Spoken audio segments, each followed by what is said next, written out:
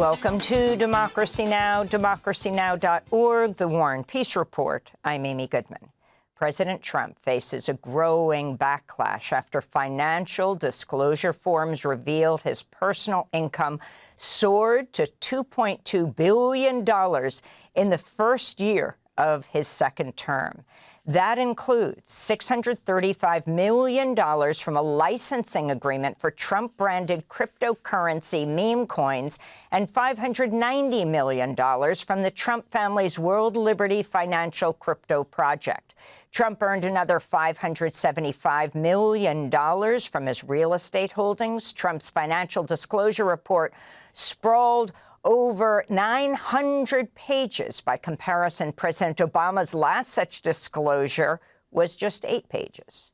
Editorial boards including The Wall Street Journal, The New York Post, and Fox News have criticized Trump's latest business ventures. On Wednesday, Trump defended his windfall profits.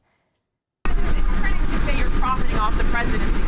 Well, you know why I'm profiting? Because the stock market's going up. Everybody's profiting. If you have a 401k, how's your 401k done? It's about up 85%. Thank you, President Trump. President Trump was speaking to reporters before boarding the new Air Force One, a Boeing 747 jet donated to the U.S. by the royal family of Qatar. The Air Force expedited a retrofit of the luxury plane, reportedly at a cost of well over $400 million. Trump plans to keep the jet after leaving office, saying he'll donate it to his presidential library. Democrats have accused him of receiving a foreign emolument or bribe, which is prohibited under the U.S. Constitution. This comes after the New York Times reported Commerce Secretary Howard Lutnick met with Kazakhstan's president last September in New York, where the pair negotiated a deal giving a U.S. company called Kaz Resources access to one of the world's largest untapped reserves of tungsten. Ahead of the deal, the Trump administration greenlighted as much as $1.6 billion in federal financing for the project. Howard Lutnick's sons, Kyle and Brandon Lutnick, as well as Eric and Donald Trump Jr., are all tied directly or indirectly to the company. A coalition of human rights and anti-war groups are calling on President Trump and Secretary of State Marco Rubio to lift all U.S. sanctions on Venezuela as the death toll from last week's devastating twin earthquakes continue to rise, and humanitarian aid advocates warn of a widening health and hunger crisis. In a letter obtained by Common Dreams, the groups write, quote, "As long as sweeping economic sanctions remain in place and Venezuelan assets remain frozen abroad, reconstruction will be unnecessarily delayed and millions of people will continue to suffer." The letter has been signed by dozens of organizations, including the Center for Economic and Policy Research and the Quincy Institute for Responsible Statecraft. The UN Development Program has estimated the earthquakes have caused $6.7 billion in damage. On Wednesday, the death toll surpassed 2,000, which is believed to be a vast undercount, with tens of thousands of people still unaccounted for. In related news, Congressmember Joaquin Castro is condemning ICE officials for attempting to deport more people to Venezuela in the aftermath of back-to-back earthquakes. In a social media post, Castro said ICE had tried to deport Venezuelan children and families currently detained in Texas's Dilley ICE jail. The families were ultimately returned to Dilley after being flown to Arizona. Castro said, quote, "It is unthinkable to send children and families who've committed no crimes into a country plunged into chaos by natural disaster," unquote. Last week, hours before the earthquakes, over 100 Venezuelan immigrants to the United States were deported to Venezuela. It's believed over 100 of them died in the earthquakes. The United Nations is once again sounding the alarm over escalating violence and a deteriorating humanitarian crisis in Sudan's North Kordofan region. In a statement, the UN's Emergency Relief Coordinator, Tom Fletcher, said intensifying drone attacks are disrupting access to life-saving drinking water and electricity, with hundreds of thousands of civilians in El Obeid at risk of paramilitaries with the Rapid Support Forces, RSF, who've surrounded the city. This comes as a new UN human rights report documents how widespread sexual violence in Sudan is being used as a weapon of war. Meanwhile, Sudan's Rapid Support Forces have begun circulating new banknotes in territories it controls as the value of the Sudanese pound continues to plummet. The currency crisis has exacerbated Sudan's economic woes. This is Ilbushari Ali, an economist in Port Sudan. The war has pushed Sudan into a severe economic crisis. Factories are closed in large numbers, farms abandoned, and production continues to contract. With shrinking revenues, the government has little choice but to hike taxes, which only compounds the burden on businesses and households. It's a vicious cycle that feeds on itself. In Ukraine, at least 18 people were killed and dozens of others injured overnight as Russia launched a massive drone and missile attack on Kyiv. The attack set buildings across Ukraine's capital on fire, including 6 floors of an apartment high-rise that partially collapsed after taking a direct hit. The attacks came as a new report by the Center for Strategic and International Studies found more than 2 million people have been killed or injured since Russia's full-scale invasion in early 2022. Russia's taken the larger share with 1.4 million battlefield casualties and as many as 450,000 deaths. Palestinians are marking the 1,000 days since Israel began its full-scale war on the Gaza Strip. According to Gaza's government media office, Israel's Scorched Earth campaign has killed over 73,000 Palestinians, with nearly 10,000 missing, most believed to be buried under the rubble. Israel's dropped nearly 250,000 metric tons of explosives across Gaza, equivalent to 16 atomic bombs like the ones the U.S. dropped on Hiroshima. Meanwhile, the largest Presbyterian denomination in the United States has voted overwhelmingly to recognize Israel's war on Gaza as a genocide and to divest from Palantir Technologies and General Electric Aerospace over their ties to Israel's military and intelligence services. A measure approved Tuesday by the General Assembly of the Presbyterian Church USA also calls on church members to boycott Israeli products and to lobby Congress for an arms embargo against Israel. This is Reverend Dr. Fahad Abu Akel, a Palestinian-American and former moderator of the Presbyterian Church who survived the 1948 Nakba, or mass displacement of Palestinians during Israel's founding.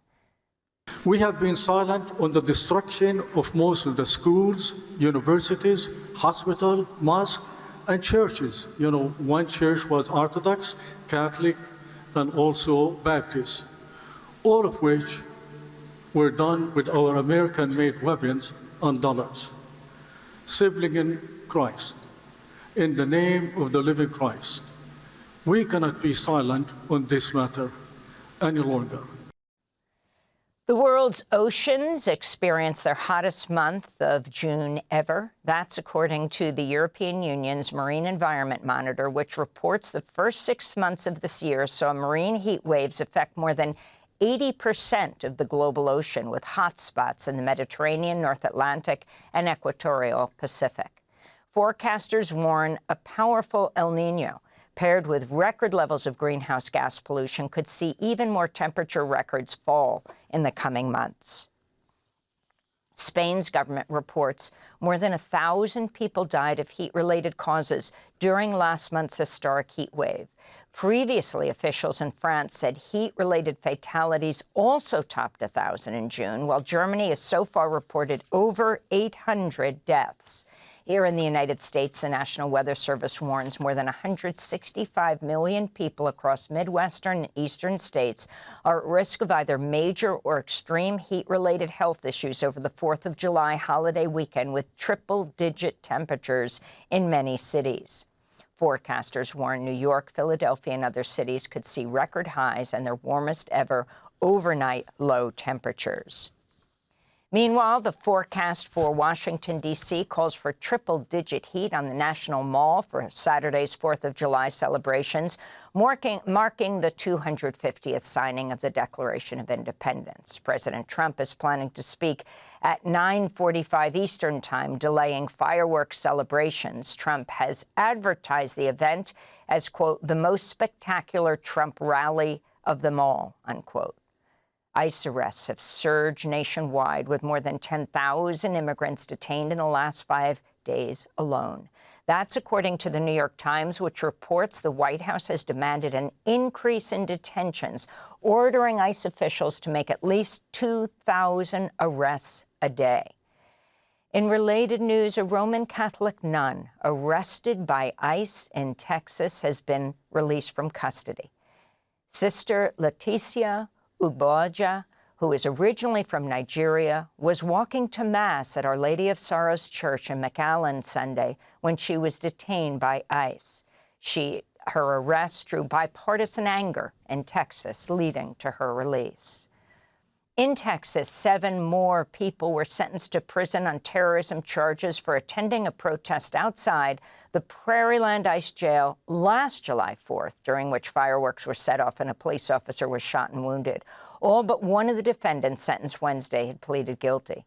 They were handed down between 2 and 15 years in prison. The final defendant, Inez Soto, was convicted of providing material support to terrorists and other charges and sentenced to 50 years in prison.